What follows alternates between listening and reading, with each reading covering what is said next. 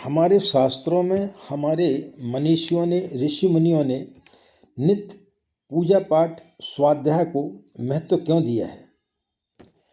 जिस प्रकार शरीर में तथा सांसारिक पदार्थों में मेल जम जाता है तथा शक्ति का व्यय होता है, वैसे ही आत्मिक जगत में भी होता है।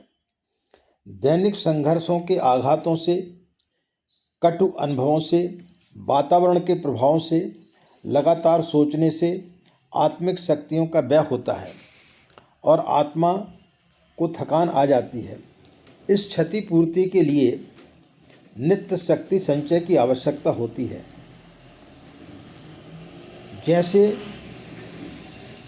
शरीर को भोजन, व्यायाम, निद्रा आदि की जरूरत पड़ती है, वैसे ही आत्मा को नई शक्ति प्रदान करने के लिए कुछ न कुछ करना आवश्यक होता है। इसी कुछ न कुछ को साधना, पूजा, भजन, स्वाध्याय, आत्मचिंतन आदि नामों से पुकारते हैं। इन उपायों से आत्मबल प्राप्त होता है, आत्मिक थकान मिटती है, प्रकाश, स्फूर्ति और ताजगी मिलती है। जैसे पूरी निद्रा लेकर पौष्टिक आहार प्राप्त करके प्रसन्न चित्त हुआ मनुष्य जिस कार्य में जुटता है उसे उत्साह, चतुरता और शीघ्रता से पूरा कर लेता है, उसी प्रकार साधना के द्वारा आत्मबल प्राप्त करने पर मनुष्य की आंतरिक स्थिति काफ़ी मजबूत और प्रफुल्लित हो जाती है।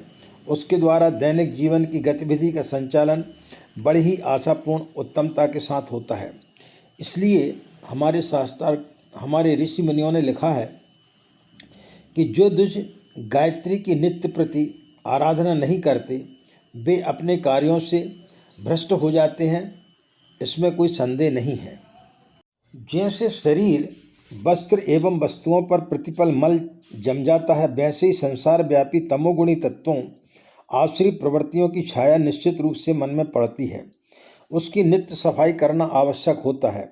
अतः आत्मनिरीक्षण करके अपनी नित्य समालोचना करना, दोषों को ढूंढना और उनका निवारण करना आत्मिक मल शोधन ही है। साधना से जहाँ शक्ति प्राप्त होती है, वहाँ मानसिक मलों का शोधन भी होता है। इसलिए शास्त्रकारों ने आध्यात्मिक साधना को नित्य कर्म कहा है।